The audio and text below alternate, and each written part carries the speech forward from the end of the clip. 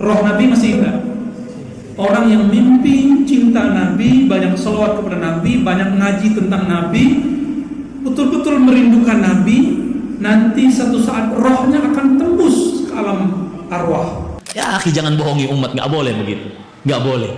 Siapa yang mengatakan Nabi Muhammad SAW bisa ditemui dalam keadaan jaga setelah meninggalnya beliau, maka ini bertentangan dengan Al-Quran, hadis Rasul, dan ijma' para sahabat. Siapa yang bertemu denganku dalam mimpi, lalu sekarang nanti bertemu dengan Nabi dalam keadaan terjaga.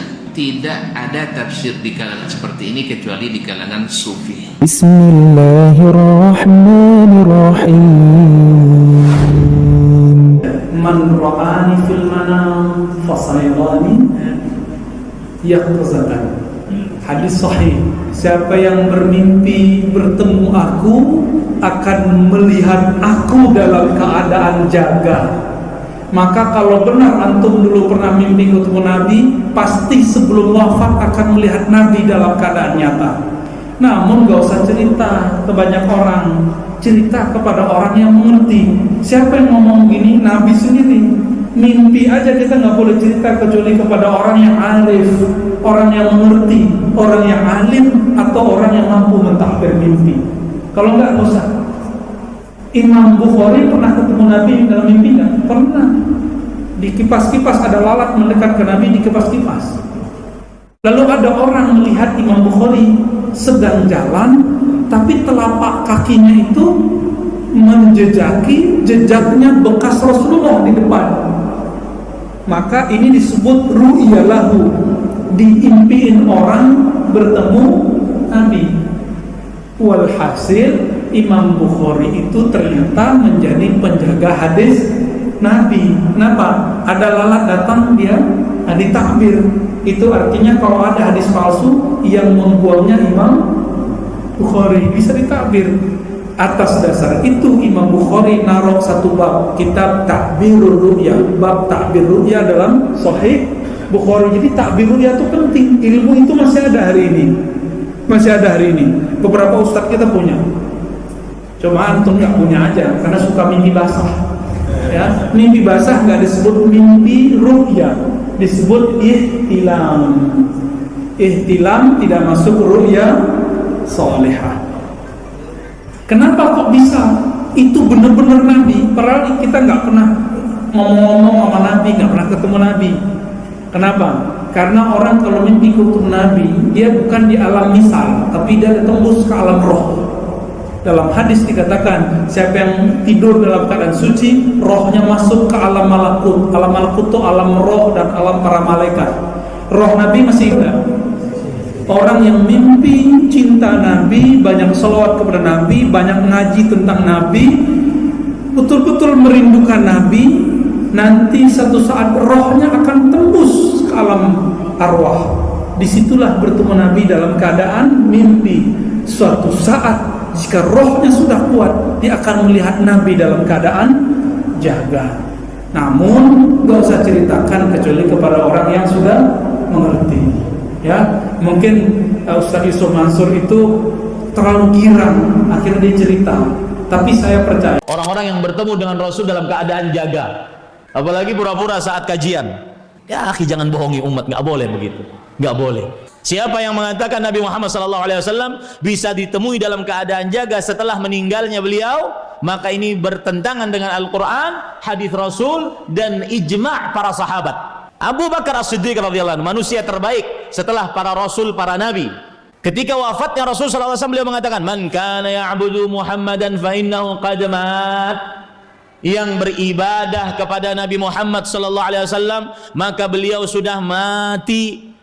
Wa man kana ya'budullah fa innallaha hayyun la yamut.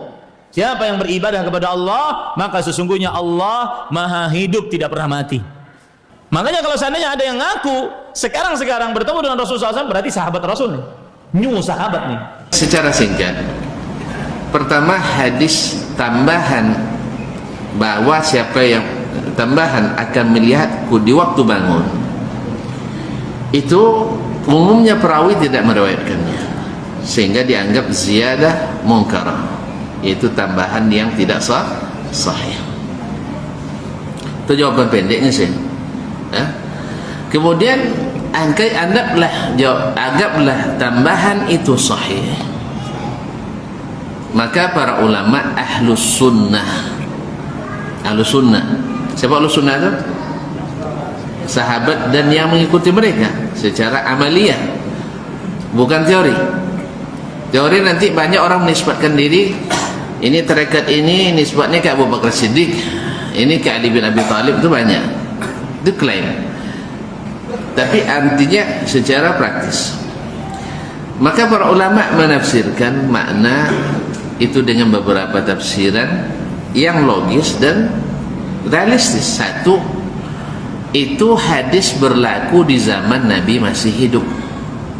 Siapa yang bermimpi bertemu denganku, insya Allah akan bertemu denganku di waktu terjaga, yaitu di waktu Nabi masih hidup. Dan itu ada yang seperti itu bermimpi. Sahabat mimpi bertemu Nabi, tiba-tiba nanti Allah mudahkan dia bertemu dengan Rasulullah sallallahu alaihi wasallam. Jelas ya? Yang kedua, ma'asyiral kiram dirahmati Allah Subhanahu wa taala, tafsirnya akan bertemu dengan Nabi nanti di akhirat. Bertemu dengan Nabi di akhirat, di saat ruh sudah kembali digabungkan dengan jasad, kita bertemu. Adapun tafsir bahwa siapa yang bertemu denganku dalam mimpi lalu sekarang nanti bertemu dengan Nabi dalam keadaan terjaga, ini kata Imam Al-Qurtubi rahimahullah, tidak ada tafsir di kalangan seperti ini kecuali di kalangan sufi. Hanya orang sufi yang menafsirkan ini. Dan perlu dicatat, karena ini amanah ilmu, antum tahu sendirilah yang namanya sufi dan tasawuf itu, jangankan hadis palsu, jangankan hadis sahih yang dipalingkan maknanya, mimpi aja jadi hujah. Mimpi saja jadi hujah.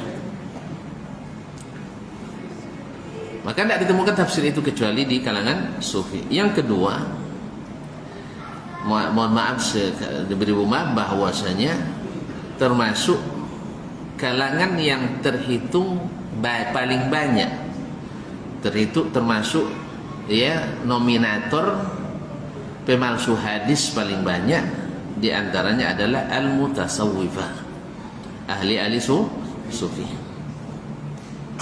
Tapi memang tidak rekor nomor satu nih. Nomor satu ada Syiah Rafidah. Dan ada kesamaannya dengan, karena agama Syiah juga dibangun di atas tasawuf. Yang mewali-walikan itu, keramat-keramat itu banyak di kalangan Syiah. Makanya ada beberapa benang merahnya barangkali. Oleh sebab itu tafsiran seperti ini tidak ditemukan kecuali di kalangan sufi. Dan berkata Imam Al-Qurtubi, wa huwa munkar, tafsir seperti ini mungkar, tidak ditemukan di kalangan as-salaf, tidak ditemukan di kalangan ulama-ulama ahli as-sunnah. Wallahu ta'ala alam.